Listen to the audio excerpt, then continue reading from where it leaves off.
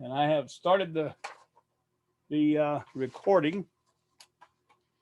So I'd like to welcome everyone to this October 11th meeting of the Fellowship of Spirit Zoom meeting. And my name is Ron Holloway, and I want to welcome everybody here. I don't see any new ones. Everyone I know are regulars, but maybe some new people will log on later. But I like to welcome. We have an exciting agenda today. We got a special treat coming to us all the way from Belize. Alora, who is Randy and Susan's daughter, is going to dance for us twice. Okay, she's going to be our musical program today because Brad was unable to be here. Also, Christine is our main speaker, which is really good. She's going to have an exciting message for us. And Steve has got our spiritual reading. So we got a full agenda, all stars. So,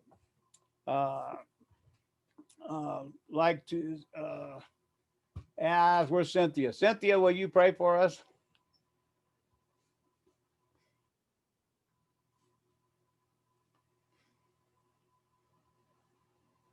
You're muted.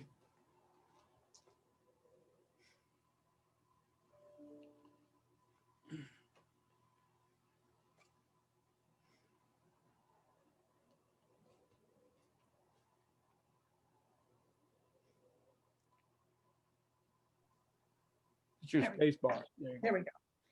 Dear Father, Mother God, bless our congregation and all of our guests today. We are so grateful for their presence.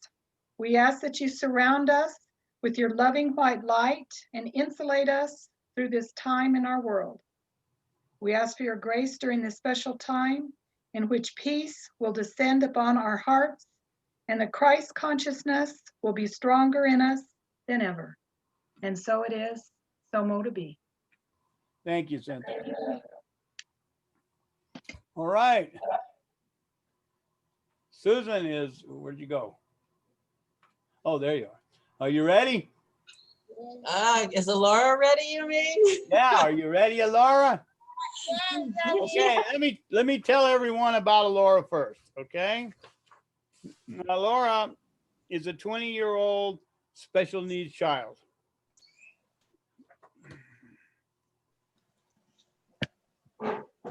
Because they gave her all of her vaccinations at one time, her pituitary gland has kept her as a 7-year-old.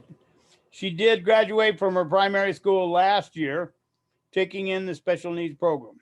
She has participated every year since moving to Belize in the Festival of Arts, often taking gold. She participated in gymnastics and dance for the last few years. Randy and Susan adopted her when she was 6 from Thailand. So take it away, Alora. Okay. Well, I wanted to just say thank you to the fellowship because it's because of the fellowship that we have Alora. And so we feel blessed, and I know that she does too. And she's such a blessing when she dances. And as when I talked, I said that the heart is where the seat of the divine, our connection to God, and the things that strengthen our heart and that connection, of course, are meditation, prayer, singing, and dancing. So Alora's little dance is her way of expressing the Creator.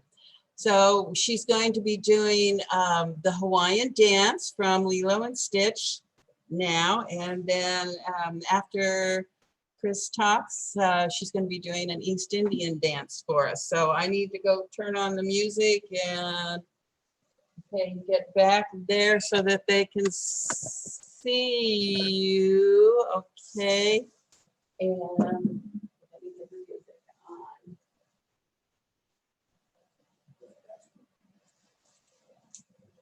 Check the volume.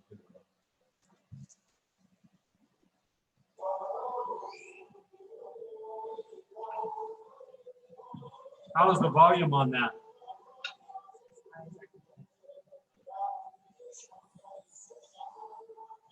Turn it up if you can, Randy. We can't hear the music.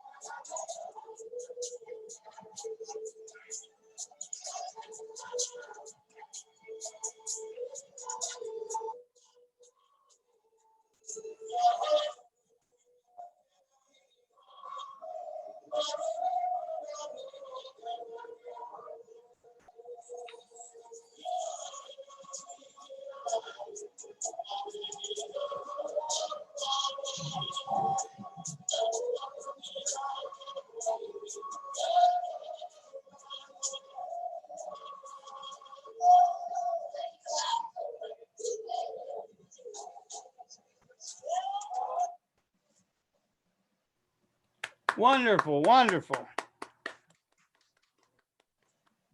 Thank you, Laura.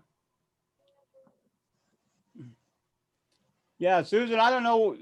We're going to need to do something about if you can get the music closer to your other microphone to your on your computer, because we couldn't hardly hear it.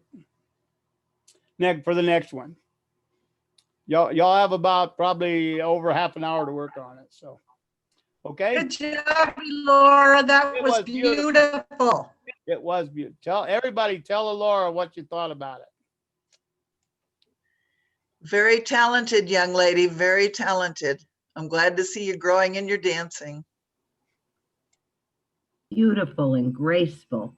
It was just wonderful. You look just beautiful. Okay. Well, she's gone. All right. Steve, where did Steve go? Steve, would you like to give us an update on George Harris, who was a minister of this fellowship for about 7 or 8 years, has had surgery last Monday on his throat for cancer. Steve's got us an update on what that's going, how he's doing. Steve, you want to go ahead and start? Yeah, I'll do that. First of all, I want to mention this. What happened was I took the new newsletter, I printed it up and took it over to Annie to share it with her. And the conversation got around to, have you heard anything about George? So we made a phone call right then, and we both recorded a voicemail to him. And he ended up calling me back. Oh, by the way, that newsletter is excellent. I really enjoyed it. It's professionally done. It looks beautiful. So, but I went ahead and went through my day, and as the sun was setting, I got a call from George, and I was on the road in a noisy truck. So it was kind of hard to hear him, but his voice sounded better. So it was really kind of amazing. I didn't think he would even be able to talk. But the doctor said they were very pleased with the outcome of his surgery and that his voice would go back to normal. And so the prognosis is very good for George. He seems very happy. There you go. Well, that's great. Thank you. Thank you, Steve. We still need to keep him in our prayers until Margaret let us know that he was having surgery. The word cancer had not come up at all in talking about George or referring to George. So it was kind of a surprise to some of us. But anyway, it George sounds has like that. kept a lot of things to himself. So it looks like that he has a favorable outcome, and we just still need to send him energy and to send him love and send him prayers, include him in your good thoughts, and because that works. It really does have an effect, whether we realize it or not. It really does. It's powerful. Steve, is he at home or is he still in Denver? That's what I was. He is still in Denver in the hospital. He said he'll be released probably Wednesday. Yeah. Oh, Yeah. okay. After a 4-hour surgery, it's not a day surgery. It takes a while, and they're going to watch him. So that's good. Okay.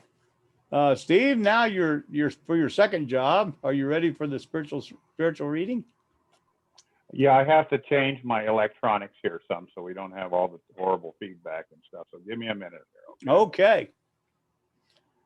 Really glad that everyone is here. I don't know who Wendy Pino is. Where's Wendy?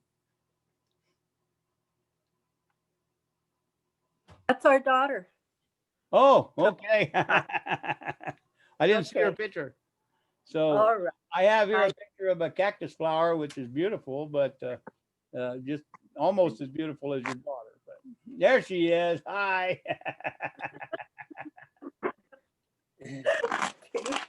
Glad you're here. Thank you. I'm Hey, just well, cooking breakfast and Your listening. little trees have all sorts of aliases, and I haven't learned all the aliases yet. So well, while Steve's getting ready, I would like to take the time just to thank all of you guys that have reached out, sent cards, and just the encouragement that comes with it to know, and it's humbling to go through something like this, but we're learning through it. And thank you all for the energy and the prayers that are sent our direction. Thank you, everybody. And, you know, that's just, as my mentor Maxwell says, encouragement is oxygen for the soul, and a soul without oxygen dies. So thank you for supporting my soul. yeah. Thank you, Bob. And I didn't see your face, so I didn't bring me to the time, but I have been thinking about you and praying for you all along, as all of us have been. And we're really glad that you're doing better too. You guys don't have any idea what it feels like to get that kind of energy, and just know that it's there all the time. So thank you very much. That's great. Okay. Annie, are you feeling good today? I don't know if Steve can unmute her or not.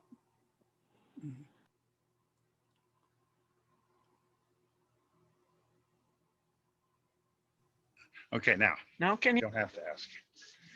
I'm here and I'm feeling wonderful, and I'm so grateful to all of you for your prayers.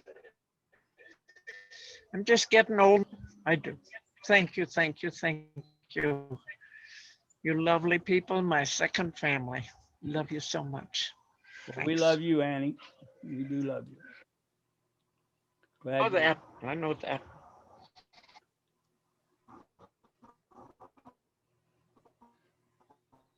Okay.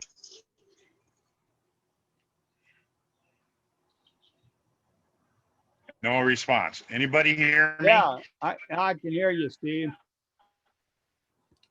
I don't know. You got Moto 24. Okay, so is it coming through okay? It's not getting, No, it's kind of squirrely, I guess. I don't know how to describe that. what the visual is. I would suggest you mute Christine. I'm asking about the audio. Unmute Moto Z. Yeah, you got your Moto Z is muted and Christine is on.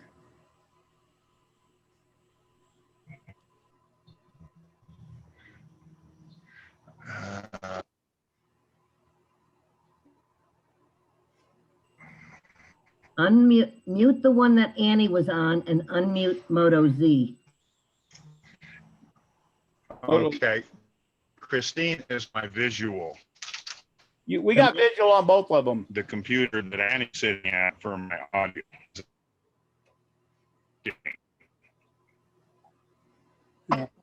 Look like Christine's frozen.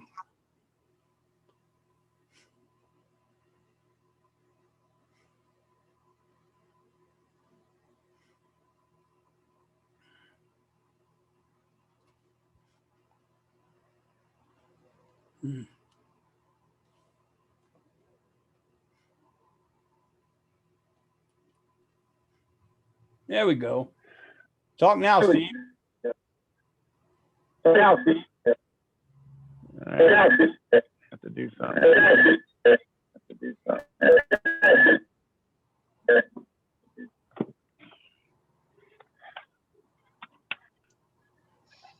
Ron, can you quit videoing while this is going on? What do you mean quit videoing? Can you stop the video while we're searching around looking for this to get No, I can't. fixed? It'll turn everybody off. Okay. Okay, I'm back now. The and recording, I had meant to the recording. Oh, yeah, well. There we go. Never mind. Is that working? Yeah. Okay, so one of the problems is we've got two computers and one cell phone all on the same network here. So hopefully this will work.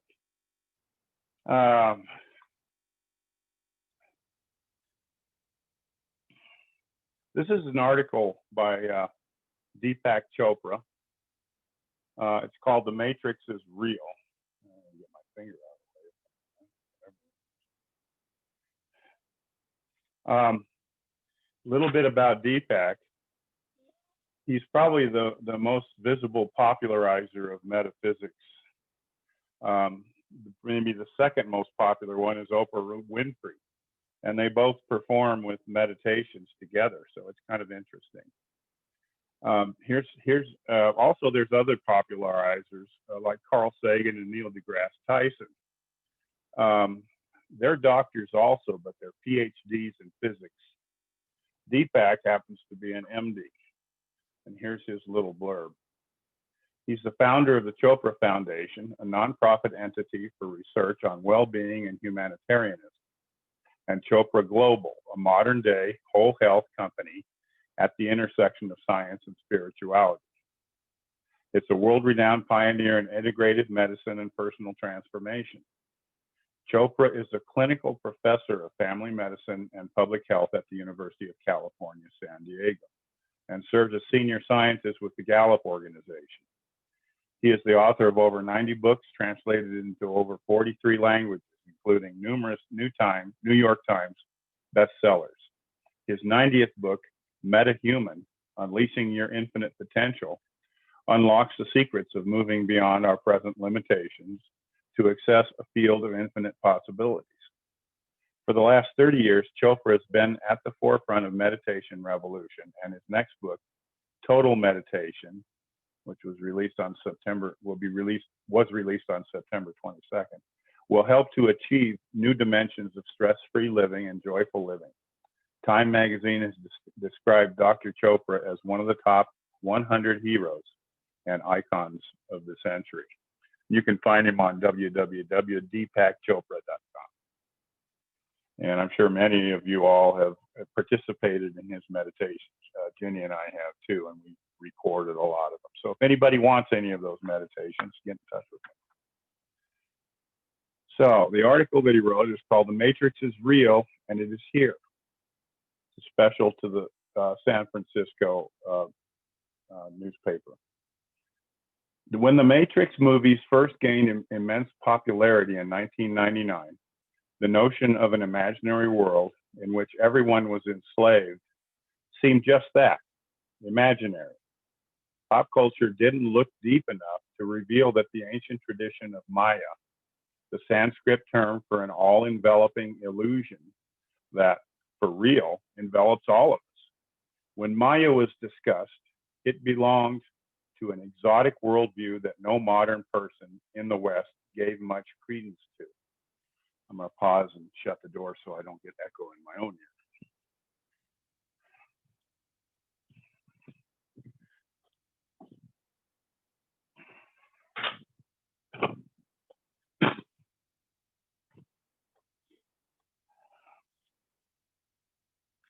It belonged to an exotic worldview that no modern person in the West gave much credence to.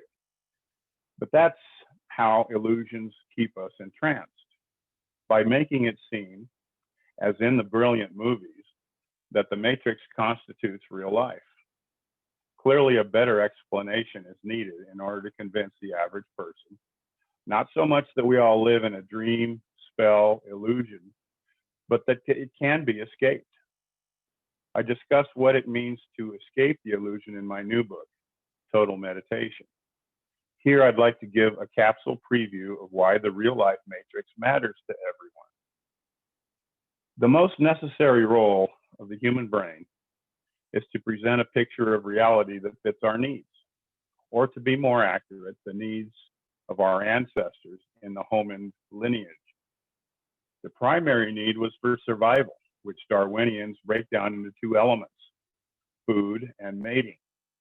But clearly there were other needs that separated homins out from other mammals, including shelter and a peaceful community at the physical level. Far more crucial, however, was the emergence of human needs that are primarily a matter of higher consciousness. These include free will, language, art, writing, love, compassion, altruism, creativity, and above all, self-awareness. These qualities make us human, and in the process of evolving, they became completely entangled in a unified setup we call the Matrix, or Maya. Terminology isn't important here. The important thing, which the movie got right, is that you and I are the Matrix. We are not in it, nor is there any separation between the things we perceive out there, rocks, trees, buildings, sky, other people, and the things we perceive in here, thoughts, sensations, images, and feelings. So seamless is the Matrix that countless people go through life accepting it on appearance alone. This, in fact, is the basis of scientific inquiry, which gives primary importance to physical objects as the basis of reality.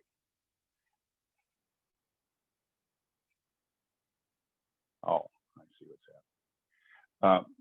Basis of reality. With all respect to the incredible advances of science and technology, such a worldview is only a convenient fiction, the very fiction that the dream, spell, illusion has thrown us into all the way back to our survival instincts. What motivation do we have then for trying to escape? The answer lies outside the Matrix, because once you are the Matrix, you can't escape unless you find a way to escape yourself. The key word here is self. When the doctrine of Maya arose in India's ancient past, it was unlike any other concept, thought, teaching, or everyday fact, nor was it a religious notion or someone's stroke of genius. Instead, there was a natural relationship to Maya that we have lost, and it was a relationship of a creator to her creation. Realizing that the human mind had constructed the Matrix, the ancient rishis kept in mind that being fooled by your own creation isn't desirable. But everyday life was beset with amnesia. No one looked at himself and said, "This whole world is something my mind created." Maya has been around as long as anyone could remember, and for evolutionary purposes, it worked very well, as witnessed the immense creations of civilization. But there was a fly in the ointment. The continuity that makes the Matrix so convincing had holes in it. I'll name three. No one could say where the human mind came from. To this day, no one can point to how thought arises, or even strictly speaking, what a thought is. Pain and suffering seems to be universal, and yet so-called lower animals didn't exhibit existential pain and suffering. Why do we? Self-awareness kept asking, who am I? Once you verbalize them, these flaws or holes in the whole setup smack of philosophy. But in reality, they did not emerge from abstract thinking. There was just this sense that couldn't be explained. This sense was common enough that when ordinary people asked, and still ask, Is this all there is? The philosopher said no. Only when you go to the vague sense that there must be something more to life do you arrive at the secret of human existence, hidden evolution. Hidden from the sight of the physical world, the human mind kept evolving thanks to several factors that are easy to recognize once you look at yourself closely. These factors are all part of our consciousness, built into it without anyone creating them. They include curiosity and a thirst for discovery, creativity, inspiration and insight, attraction towards the source, wholeness of the self. No one would be surprised by the first three things on the list, but the last two require some explanation. All cultures contain myths, religions, and metaphysics. The word God needn't be dragged in because the common denominator isn't religion, but the source of religion. Built into human awareness is the pull or attraction towards the very source of our own awareness. This isn't a mystical notion. The universal evidence of seeking a higher reality has existed from the beginning. Some cultures took this impulse and looked outward for gods and goddesses, but India looked inward and explored the consciousness itself, using as the only tool simple, everyday self-awareness. The same opportunity still exists, as I discuss at length in Total Meditation. The other factor, wholeness of self, needs explanation.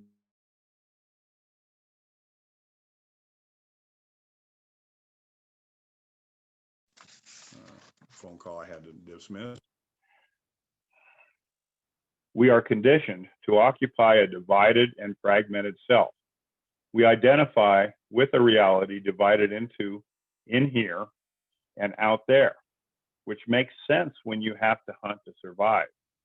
A keen sense of what lies out there mustn't be clouded by inner moods, fears, and distractions. The problem is that once people got deeply immersed in out there, the divided self forgot that it was an evolutionary convenience, not the actual nature of the self. Sit quietly for a moment and sense who you are. Effortlessly and naturally, you are simply here. And your sense of self is your knowledge that you exist. To be conscious and to exist go together. They are the creative foundation of the matrix, not the movie's unholy, malignant machinery that babies got plugged into. The simple sense of self needs nothing to justify its existence.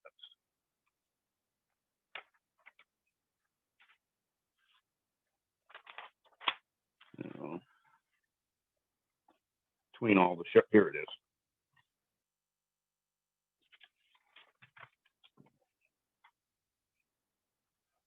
Not even evolution is on the table. There is no agenda. There is no agenda beyond to be here now. And yet the sense of self, tapping into the source of consciousness, gave us every human value, every civilization, every scrap of art, science, and technology. Crucially, it now offers an escape route from the divided self and all the pain and suffering created by being trapped in the matrix. The message of total meditation is simple. You are the source and substance of the matrix, but you don't have to be identified with it. In many ways, in many ways is the ultimate promise, the only one that counts in everyone's life. Thank you.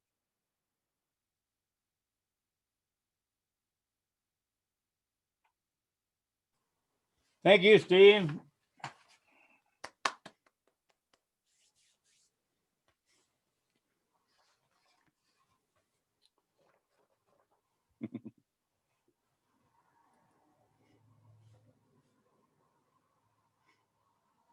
There we go. Our own beloved Christine Somers has been a member of Fellowship of Spirit since 2008. She is a mother of 6 and a grandmother of 7. Over the years, she has been a firefighter, an EMT, a manager of a labor company, financial manager, and a secretary. She has certified as a Diksha blessing giver, oneness blessing, and is an intuitive healer. She has shared Sunday meditations since 2010. Christine loves doing the website and the Facebook page for fellowship, as well as creating our graphics and ads. She is currently a board member and happily retired from the work world. Let's welcome Christine.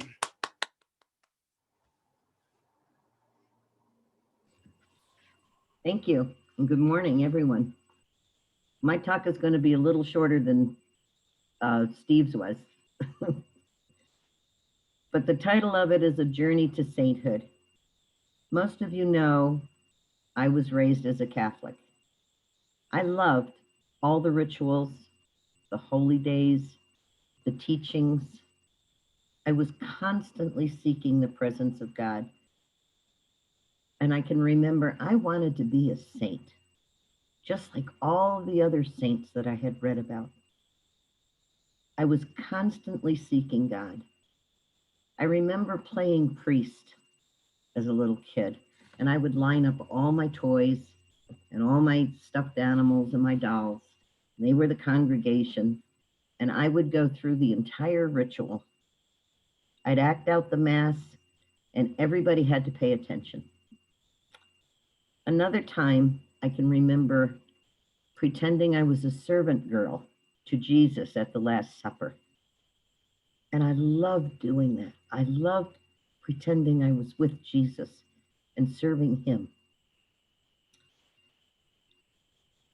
But as much as I loved God and wanted to be close to him, there always seemed to be something that was missing, and I had no idea what it was. There were times when I felt totally connected to God.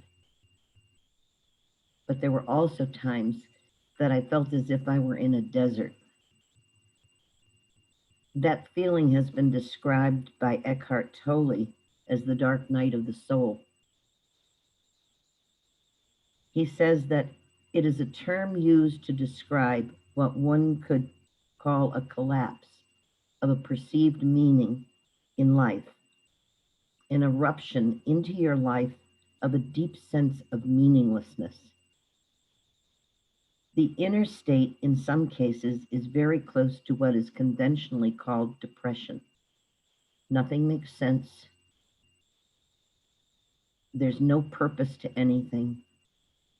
And that's a terribly lonely place to be. I've cycled through that dark night many times over my 70-odd years. But I still wanted to be close to God. I still wanted to be the best person I could be. As a young person, I wanted to be a saint. Wanting to be a saint meant acting in a certain way, or so I believed, and praying, meditating, acting right all the time, which I finally realized for me wasn't going to happen. I just couldn't act right all the time. But one thing I did come to realize was that my desire to be a saint wasn't actually to be close to God. It was to make me feel better about myself. I wanted people to see me in a certain way, while all the while I was terrified that they would see the real me. Put that in quotes. The me that I had been taught to believe was the real me. And I emphasize I had been taught that. The me that I had been taught to believe was real was seeing all the things that I failed at, thinking of all the times I wasn't Christ-like. I dwelled on what I believed were my shortcomings. And I missed that the good things were just as valid and just as true. My path led through palm reading, tarot cards, anything metaphysical, Reading Edgar Casey was one thing I devoured. Each thing did give me some insight, yet I still felt like a beginner on my journey, like a novice, and I was still searching. Then in 2008, I came to a service at Fellowship of Spirit, and it was wondrous. I went home feeling fed and satisfied. When my brother asked me if I was going to join the church, I told him to back off. I wasn't going to do anything. I wasn't going to make any decisions based on an emotional response. I had done that too often and only ended up following a dead end. But I was so drawn back again and again that I eventually did join the congregation. I still had plenty of self-doubts, but I was growing. Thanks to all of the saints at Fellowship. I took a class called Practicing the Presence of God, and during that class, I made a monumental breakthrough. I was able for the first time to not only forgive my father, but to truly love him and see how he had been sent to help and teach me. Until that moment, I had seen him as an abusive, bitter, punishing man. And through the practicing the presence of God, I was allowed to open my heart and embrace him and see him as the teacher and love that he truly is. I could fully forgive him with no reservations. And I go back to those teachings again and again from that course. And they help level me out.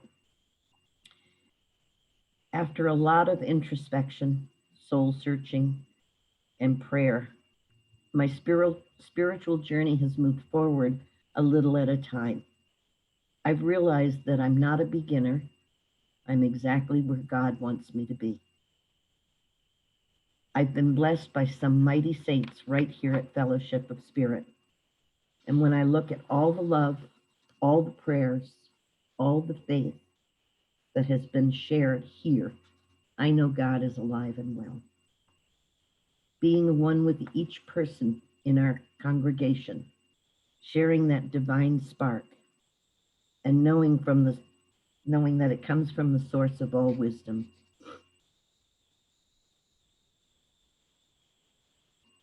You feed me, and the love that we feed each other lifts me out of my little life into an eternal, endless life in the Creator God. I don't have any words of wisdom that are my own. Each word comes from the source of all wisdom. Every word you utter comes from the one source of all. God is in control of every moment of every life. And we are vessels only. What we contain is the living, loving spark of God. I know I've shared this before, but it has been such a spiritual impact on me that I go back to it again and again. Reverend George once said that we are in the mind of God. Each of us, personally, individually, we are in God's mind. That's a powerful thought, or it was for me, that God thinks of me, knows me, loves me, because he created me and lives in me, and I in him. We each have the opportunity to create on a daily basis. We can create love and joy and peace by simple acts of kindness. We can create by forgiveness, by freeing our brothers and sisters from our judgments. We create love. It's not always easy to let go of those negative emotions because our egos love to feel justified. But forgiveness isn't a feeling. It's a decision, just as love is a decision. We can decide to embrace our divinity and be loving. It occurred to me that God, who is all loving, doesn't forgive us for anything. because the Creator is pure love and never gets angry with us. He doesn't react and behave as we do. God always sees us with eyes of love, so there is never a moment when he needs to forgive. It is only we humans living our lives through an ego that need to make God into our image, that sees a God who gets angry and punishes. It is we who make that mistake, not God. So I have journeyed to a place where I have become a saint because of you. I have done that because of each of you.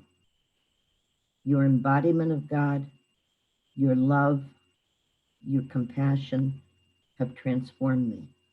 And I thank you and I bless you. Namaste. Namaste, Chris. Thank you. Thank you very much. Wonderful message. And we think you're a pretty neat lady and a saint too. You all are. Yeah. And So, I am so thankful you are in my life. I bless every day that I know you. Thank you. That was beautiful. You're going to make me cry. You made me cry. You did. You brought tears to my eyes. Thank you. anyone Thank else like to address Chris? Go ahead. Thank you, Chris. Your story sounded a lot like me. I was brought up Catholic and I always wanted to be a nun. And your story really resonated with me. Thank you. You're a very good speaker. Thank you. That's it.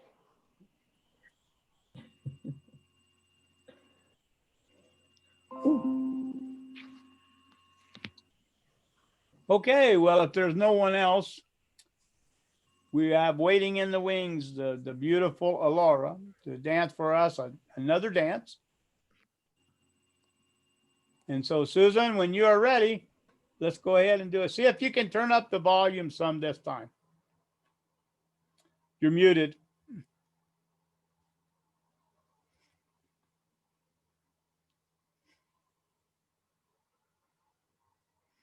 You're muted. There we go.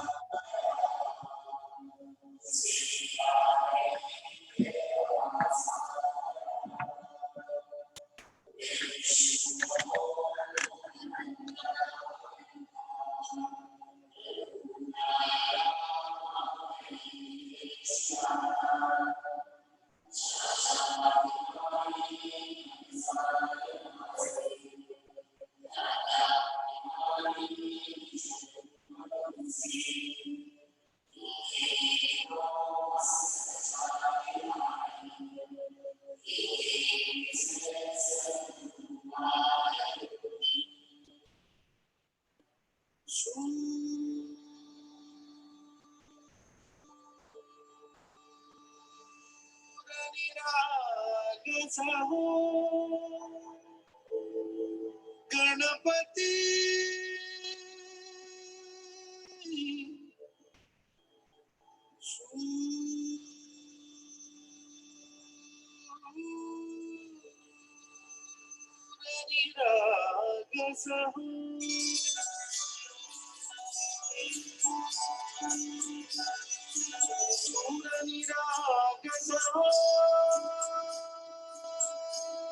Ganpati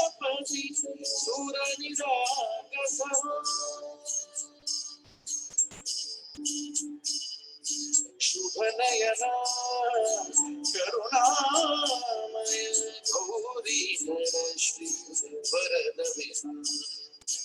शुभनयना करुणामय गौरी श्री वरद ओंकार गणपति ओंकार गणपति अधिपति सुखपति छत्रपति गंधपति निरंतर लीन निरंतर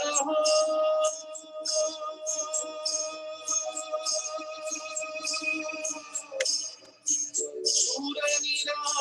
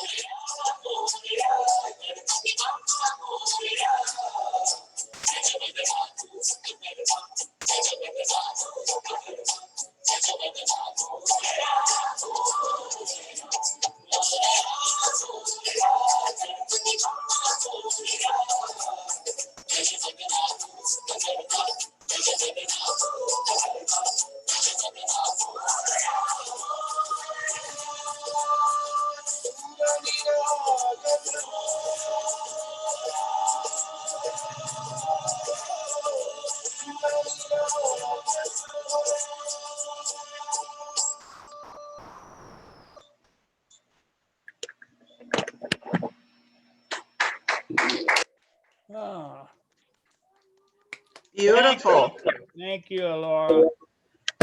beautiful. Those two dances were so different, but both really outstanding. Great job, Laura. Yeah, just all the costume changes. It takes a lot to do that. When she last performed for her last one, she was doing 3 dances, and I had to do real fast costume changes with all that, and it was really something. They were all so different. I think it's really neat that the schools utilized her talent as many times as they did. Actually, she was asked to perform at the Special Needs Olympics in Belize City. And she was the entertainment. All right. So Laura, that I was want you to know that your dancing touched my heart and lifted my spirit. Thank you. Thank you very much for coming and sharing. I was really taken with the movements in this last dance.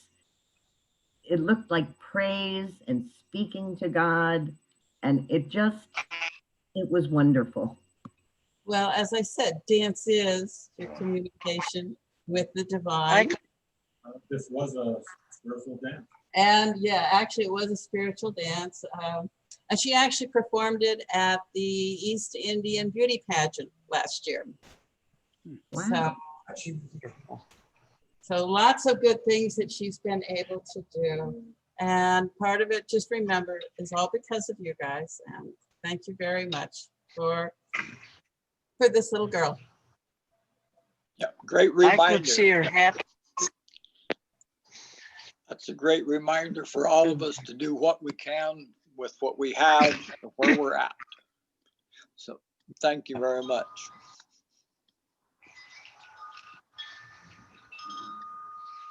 That's right.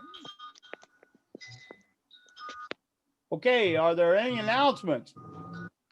Anybody want, we just had a wonderful newsletter. I want to commend the committee.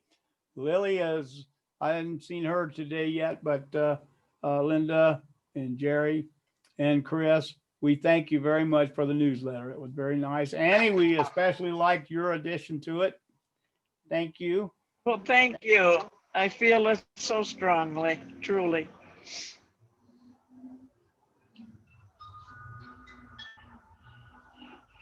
Okay, we've come to the time that we always come to, and that's the closing of our ceremony.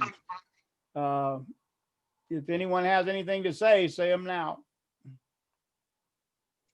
I would like to ask for everyone's prayers at this time. We are taking Shelby to Albuquerque next weekend. She has an appointment for the endoscopy on Monday, and they're going to finally get around to putting the camera down into her stomach and see what her issues are. So please, please, please keep us in your prayers that it is something that we can work with, that is something that we can adjust to and live with. So just keep us in your prayers. This has been an ongoing thing for several years, and we're finally getting something done with it. Thank you. Thank you, Jerry. For sure. So as we go forward here into our benediction, want to remind you again to keep in your mind and prayers and your meditation, Shelby, George, Bob, and their families, because when we're sick or we're in need of things, the people around us, our support system needs just as much energy as the person who is inflicted. So please keep them in mind. Father, Mother God, we thank you for this opportunity to come together, to be able to share with one another these wonderful words, the dance of Alora, and all of the things that make our fellowship a fellowship. We thank you for them. We ask that you would give special blessings to Shelby, to George, and to Bob, who are going through a challenging time, each one of them in their own way. And we would ask that you would bless them and uplift them and give them healing. We ask that you would protect each and every one of us in every house that is here represented in the week to come. Help us to be healthy, wealthy, and prosperous. In the name of the Christ consciousness, these things I ask. Amen.